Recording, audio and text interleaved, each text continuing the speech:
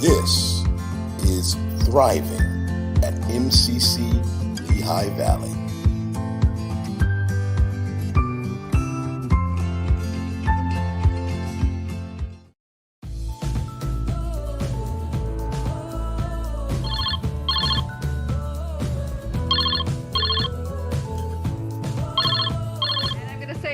Welcome everyone to another installment of the show On Call.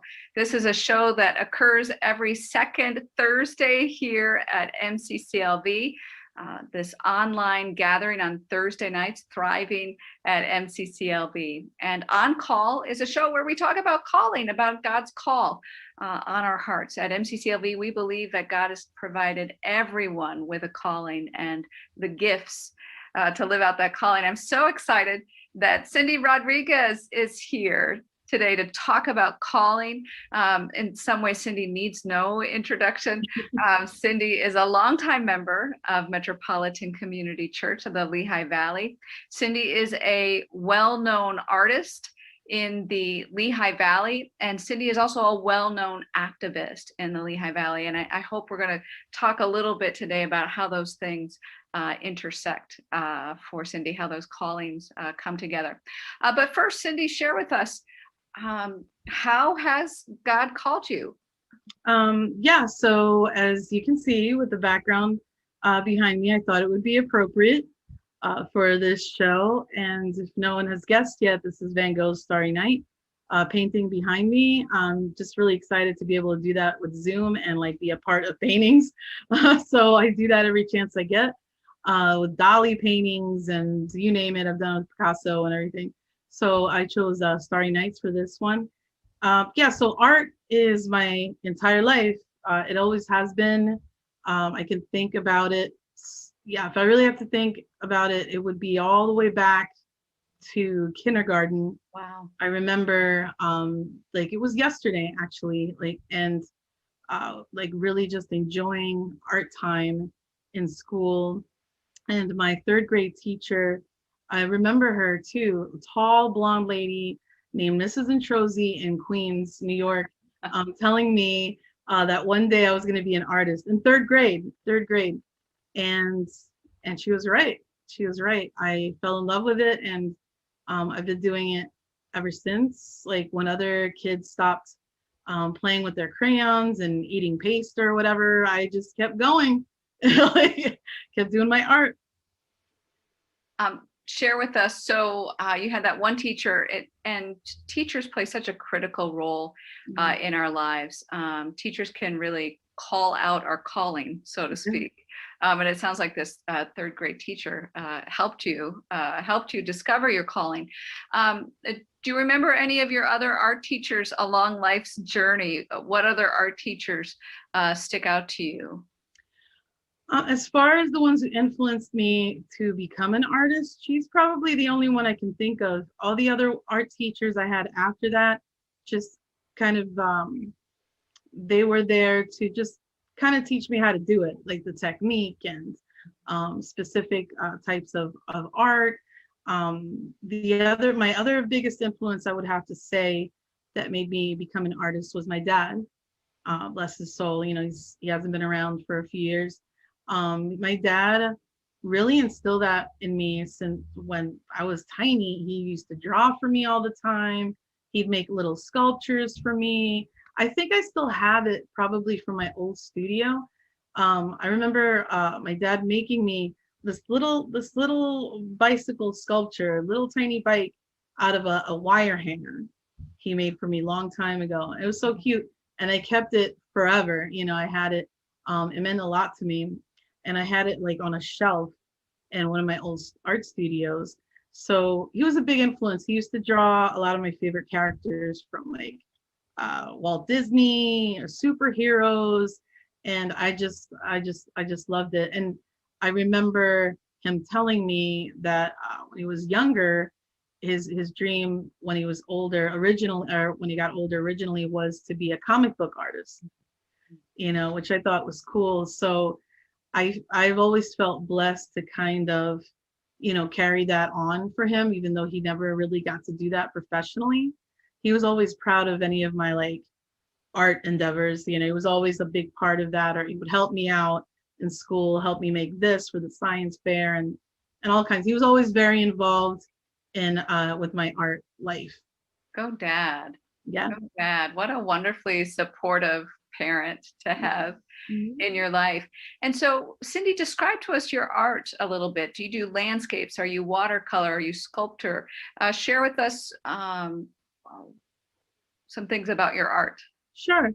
I like to, the best way I can describe the different kinds of art I do and everything, I always joke to people that I have art ADD, you know, because I get very restless and bored with certain like mediums. And then I mean, I really do have like adult ADHD, but when it comes to like my art, I'm never satisfied with doing one particular medium. I'm very eclectic. I've always been very eclectic with my art. I like experimenting with all different kinds of art. You name it, I do it. I do painting and all kinds of painting, still life. I've done portrait, landscapes, like live, or they call plein air art. The old school, setting up an easel in front of whatever and painting. I love that. That's always a great experience. Sculpture, all kinds of sculpture. That's why I just call myself mostly a mixed media and performance artist, because that seems to that's the best way to describe it, because I just do too many art mediums to just talk about one. I do a lot of clay, sculpture, pottery, what else? Photography and performance art, but mostly because I grew up in New York City. I grew up around a lot of performance art, and I brought that here. And yeah, a lot of found object things. I love, probably my favorite form of art is transforming like a lot of things off the street, like a lot of junk, a lot of recycling, or whatever people are calling it now, like repurposing. You know, things like there's always a new term for it every decade, you know, like, so I love doing that kind of stuff. So that's probably my favorite kind of art. I also do molding and casting, which I learned not too long ago. So yeah, it's like I pretty much get into everything. I just put together an art portfolio to get into grad school. And I realized, like, wow, I do like dabble in everything. And the person who the director that was in charge of admitting me in the program even said that. They were like, this is great that you're so familiar with so many mediums, because that's going to come in handy. So it's like pretty much a little bit of everything. And even most recently, I've just gotten into like film, video. I want to get into that more. Yeah. So that was like the long answer for that. Yeah, that's great. That's great. We want to know about your art. And Cindy, tell us then where you've arrived at your calling now, where you think your calling is taking you, because you're at an exciting juncture in your life. So share with us a little bit about what you studied and your upcoming graduation and what's after that. Well, yeah, I'll tell you the direction my art has taken me. It went from basically being a studio artist, which just basically means that you're just showing your art and just going out, exhibiting, sharing it with the world. I got into that. I've shown in Lehigh Valley, in New York, and Philadelphia. I've been in a few art books, you know, like my art and newspaper, the news, like all kinds of stuff. I went from that to using it as you are well aware of this, of it going into my activism and using it for that. A lot of, like, most people that know me know about that as well. From the amount, like the ridiculous amount of signage that I've made over the years for every cause, you know, like I'm always like the go-to person, like, we're having this rally, we're having that rally. And I'm just going to pause you here for a moment, because Sure. I'm not sure everyone understands this. First of all, how much signage matters. Yeah. And just walk us through that a little bit, because a lot of signage is actually, it's hard to read. It's not. Right. So how do you make an impactful sign? Yeah. Yeah, people don't realize there is an art form to it, and when you first start, like, you don't realize that, but like over the years, you realize you go to so many rallies and so many things. You can tell what catches your eye the most, what's most effective, so I have learned almost like to perfect it, like after a while, and yeah, like you said, I've done like probably hundreds, Pastor, like hundreds, of signs, which is not a bad thing. I mean, it's great, and I've held plenty of sign making, like sign making parties and events, because it's true. You cannot have any kind of activist event without something. You got to catch people's eye. You got to get their attention. People like visuals. We're very visual, and whether it's through like signs or some kind of art, you need to have that, or whether something people are wearing, because you can put it on clothes, on t-shirts, and I've done it on all of that. The best thing that I've realized when it comes to activism and art is to keep it simple. You want to keep it simple, because this is what I call activism art. It's not the type of art, you're not going to a gallery and looking around and taking your time, and you can be there all day and you're like, ooh, like stand in front of the painting. These are things people are going to see like in a second. They're going to pass by you, like if you're like in your car or something and there's a march going by or something like that, you're going to see some random signs here and there. You have to make them like big, bold, and very legible, writing, like a font that you can read from far away, understand. You have to choose the right colors, and things like that. So yeah. Cindy, does that make sense? Like, absolutely. And tell us where you're at right now with your upcoming graduation. Well, yeah. So that I think that all goes as a part of my like art journey. You can say it went from being the studio artist, I was in my 20s and just like doing a lot of hanging out in coffee shops and just having a good time, and then getting into the activism and realizing what an impact art can make, with activism, right? And then I got into, then it gets deeper, like on a different level.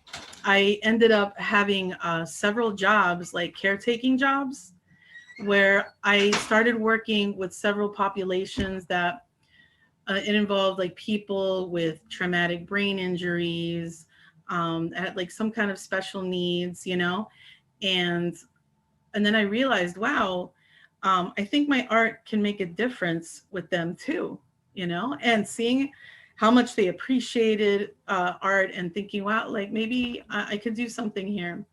And then I started doing art that way. If they didn't have like some kind of art program or something, I would initiate it. I would tell them, hey, I'm an artist. I can put together projects for these people and do just like different like little workshops. And I would do this is on my own time. I would do a lot of research online. I would go get the materials, and then I would just do these art, and they loved it. It's such great therapy, And then I also, to add to it, like on a spiritual level, I did a few years at the church. I was the art Sunday school teacher. I would do, I think you remember that, once a month. Yeah, I would do projects with the kids. And I've seen a lot of these kids like grow up. I remember when like they were like little, when I was like started doing, and then they're like, oh, it's time for their confirmation. What? When did that happen? So like, but I remember like making all these like, I don't know, for example, like on a One Palm Sunday I would teach them a lot of things about like recycling and mixed media, which the parents loved. Like the one Palm Sunday, I had the kids make one of those, like, remember the hobby horses from back in the day?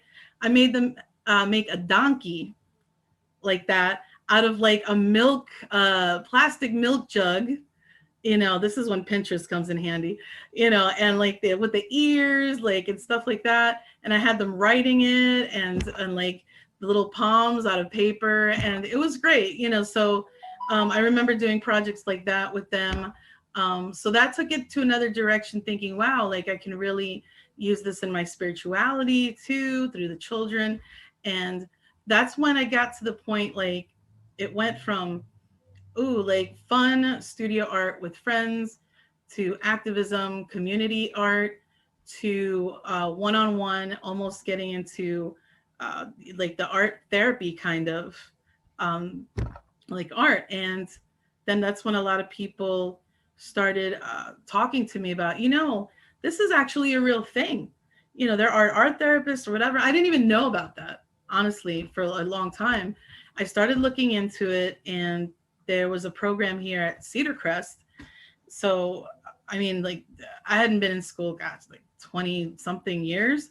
Thought, why not? So I had a few key people that were huge influences in my life that influenced me to go back to school. And that is probably the best thing I've ever done for myself my whole life, like, was to go back to school. And I ended up graduating from L-Tri-C, from Lehigh Carbon Community College, in 2018 with a Associate's General Studies, basically like liberal arts, all the prereqs there. Transferred to Cedar Crest as an art therapy major. And so really getting deep into that. And now this semester, next month, I graduate with my bachelor's in arts, art therapy major. And I've been accepted not too long ago to grad school right there at Cedar Crest to their art therapy master's program. So I start in the fall. So I'm very excited about that. To be an art therapist in Pennsylvania, you need your master's in order to get your license. So you can practice, which is my dream, to have my own practice. And God willing, if it works out, I'm hoping to go back to Cedar Crest as a professor. So that's the dream. And I plan on going all the way. So even after that, the master's, hopefully, if it's meant to be, I'm looking at Drexel to get my PhD, to get my doctorate in art therapy. So there's a better chance to get tenure when you have a doctorate. Yes, how wonderful, Cindy. We are all so very, very excited for you. Yeah. And as you continue to live out this calling, share with us a little bit. There are going to be people who are watching this who, may have gotten off track from their calling. Did you at any point in your life, did you feel like you got off track from your calling or distracted from your calling? And what got you back on track? That is a good question. Yeah, I think there have been moments. I don't think I ever stopped making art. I don't think I ever stopped it, because that's just so instilled in me. That's just so part of my DNA. It's like in my brain. Like I can never stop creating. Like I've always made something. I don't think there was ever a time, honestly, in my life since kindergarten, since that time, that I've not made art. I can't really remember a time in my life I wasn't making art. However, as far as calling, and I did fight like going back to school for a long time, but that was kind of for different reasons. I learned through going to school that I do have a learning disability, and like I said, adult ADHD, which school has been a blessing in so many ways, that the whole learning outside the classroom, it's made me learn so much about myself. And not to mention the whole studying abroad experience. That's a whole other thing. And art was very a big part of that as well. But I think the times that I have been distracted at times in my life, I feel the times that I went, like I was in a low place, like we talk about the hills and the valleys, the times I was in the valleys, didn't feel too good about myself. Was going through some depression and some brief like substance abuse time, and just a lot of like toxic relationships and all those things combined, I think are probably the biggest type of distraction that you can get. from your calling. I think for me it was anyway. And what got you back on track, you think? I think what got me back on track was my spirituality, to tell you the truth. Yeah. Um, like God and the love of what I do, of my art. Like when you love what you do so much, like I do with my art, I have just such, and like like, and you're well aware of that. Like anybody who knows me knows that. Like I love art so much. Like it's just my life. I like bleed art. That like you can't stop, you can't live without that. Like that's when it's your calling, when you just can't picture your life without doing what you love. That's when that's your calling. And like it was a lot of now I'm going blank. What's that word? It's like a lot of praying and meditation involved, discernment.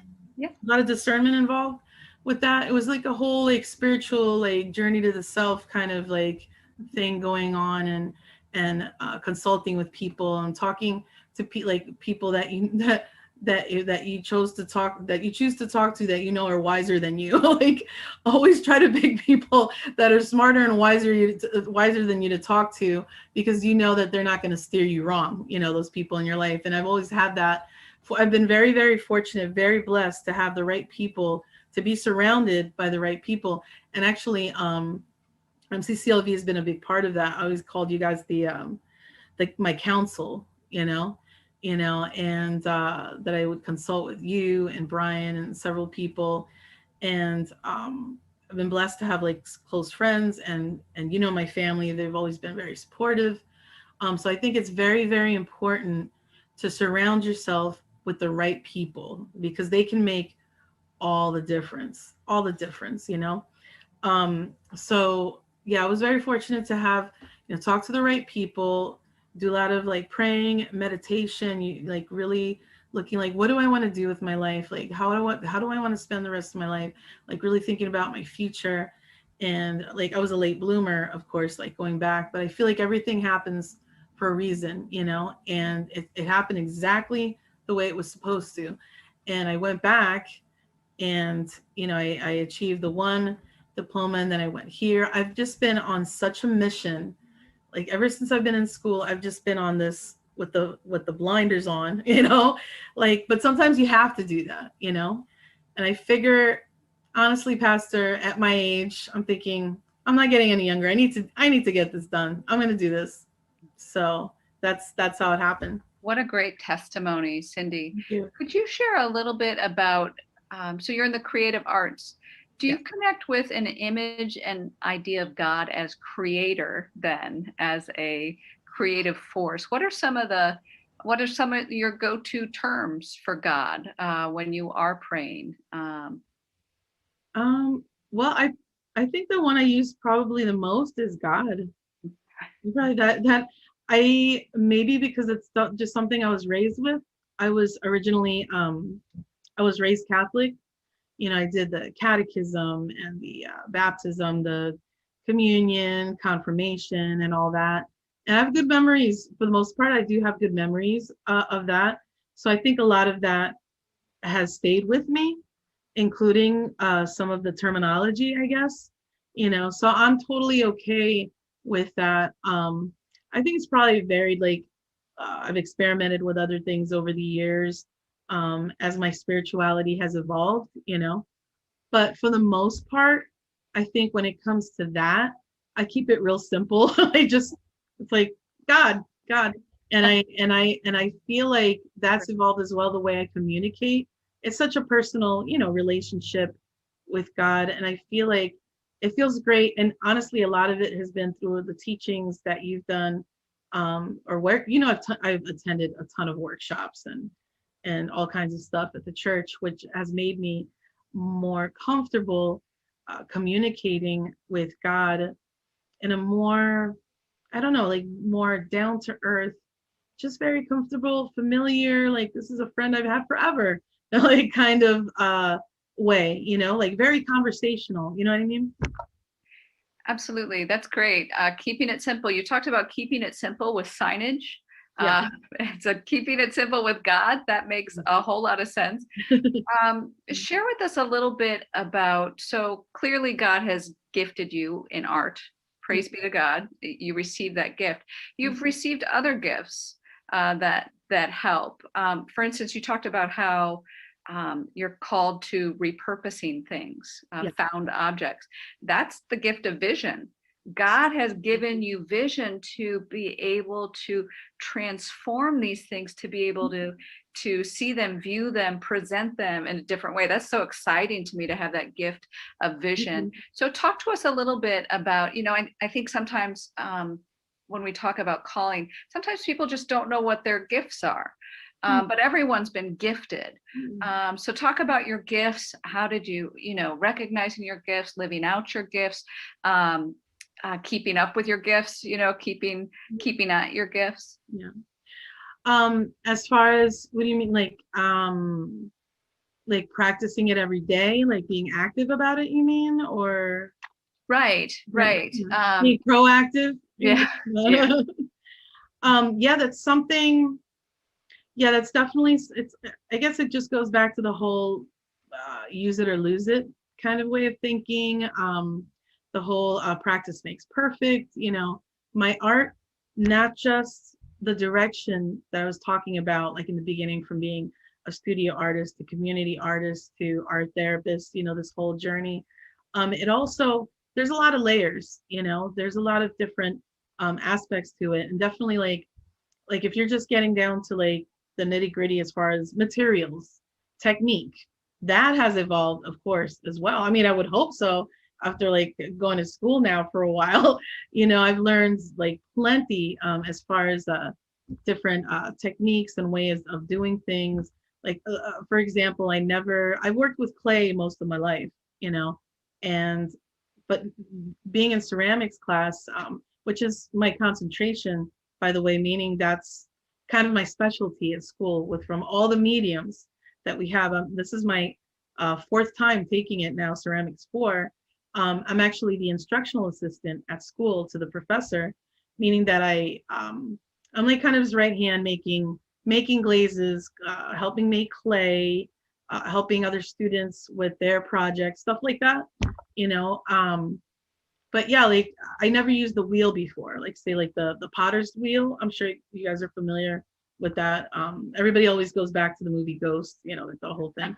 But like I just like started using that. That's all the people remember when I talk about that. But yeah, like stuff like that, or my molding and casting class, as it was an independent class I took at El Tri-C, like a one-on-one, that one of those you have to get permission for and write an essay. That's a little more advanced when you're working one-on-one with the professor, and they basically just give you assignments. They give you the basics of the techniques, and then you're just kind of on your own because they trust you like to do that, But I feel like whatever someone's calling may be, like with me, it's mostly the art. And just recently, because of Cedar Crest, I've gotten more into music.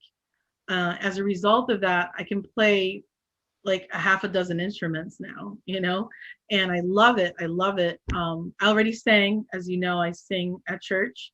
But it's great to be able to add that, to my repertoire or whatever, like to be like the double, triple threat or whatever, because music therapist also is a thing. And if it goes well, I mean, I may be pushing it at this point, but if it goes well, I may end up attempting to get an equivalency diploma in music therapy as well, because they both just seem to go together. Like it's a great marriage, So, but I feel like the biggest thing that people need to do, like if you have an idea of what your calling is or anything like that, is really just working at it and just doing it. I feel like you put it off and you put it off. Like people just don't like, you have to listen, Well, that's what I want to ask for my last question here today. I was just, when you were talking, Cindy, I was thinking about there's this poet, Mary Oliver, who talks about how, most of her poems, she just really worked on. And then every now and then she felt like a poem was given to her. So Spirit, that like the Holy Spirit just said, here's the poem, and it just flowed out of her. Yeah. Have you ever had that experience? I mean, certainly you've really worked on some pieces. Did you ever have an experience where you just felt like it was given to you, like the Holy Spirit just, like, here you go, Cindy, this is the piece? Yeah. Oh, yeah. I'm glad you brought that up. I forget about that. Actually, yeah. That's that's such a blessing too. That's such a blessing. I have that happen a lot. That happens a lot to me, actually. One thing I'm very big on dreams, like big on, I feel like I get a lot of information, a lot of good art inspiration from my dreams. And this is me. I know everyone's different with that. I feel like God communicates a lot to me through my dreams, or people that I've lost, like my dad. I feel like he's talked to me through my dreams. But I've gotten really good. Probably some of my best art pieces, Pastor, I've gotten through my dreams. Like I would wake up. Of course, you have to write that down right away, because like it'll just like take off, and then just like you'll never think of it again or remember it. It's like one of those things you have to jot down right away. But I remember plenty of times waking up, or I'm working on a piece and I'm trying to figure out just maybe like the mechanics of it or something, I go to sleep and I figure it out. It comes to me, it hits me, and I wake up, I'm like, that's how I can do it. That's it. And then I'll look up, I'm like, thank you, and it's like, I can tell, like, he spoke to me in my dream, and I get it, and I write it down, and I create it, and it's just the best feeling. It's the best feeling in the world, like having this vision in your head and having it come to life. It's almost like, of course, I can't compare it to giving birth. I'm not a mom. I know I can't even go there, but that's the closest thing I can say. Like giving birth, like my artists, they're like my babies, my pieces that I make, I get like chills even thinking about it, because that's how I feel about them. Like the best, most recently, like I was invited to participate in this production we're going to have. It's very like multimedia monologue kind of piece at school called Factor, that's premiering the end of this month. I can get the information for that and give it to you, so everyone will be able to see it. It'll be live streamed. Some will be live, some pre-recorded. I created a pre-recorded performance art piece that's not even a minute long, almost like in the form of a public service announcement. I'm on stage by myself, my little black box theater we have at Cedar Crest, using projection art, what I call it. Like I'm dressed in white, like a blank canvas, and there are these images running across my body, so I become part of it, and I'm reading a poem at the same time that go with the images.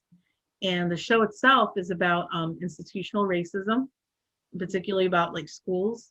So I talk about it from that perspective, but it was just great. I had my own little crew and everything, like camera person and all that.